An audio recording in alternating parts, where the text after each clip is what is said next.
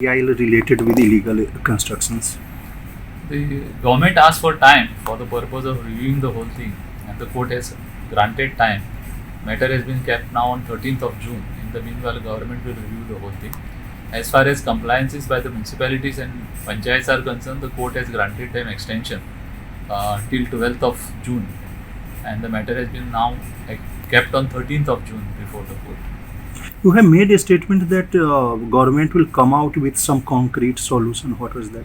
No, we have said that we are reviewing the whole thing, and we are going to take particular steps, or whatever things have to be done by the government side, that will be taken by the government. That is what is being informed to the court. But on the state and the national highway side, you told that they will be taking Nothing, no discussion took place as far as today's hearing is concerned. It is simply sit adjourned.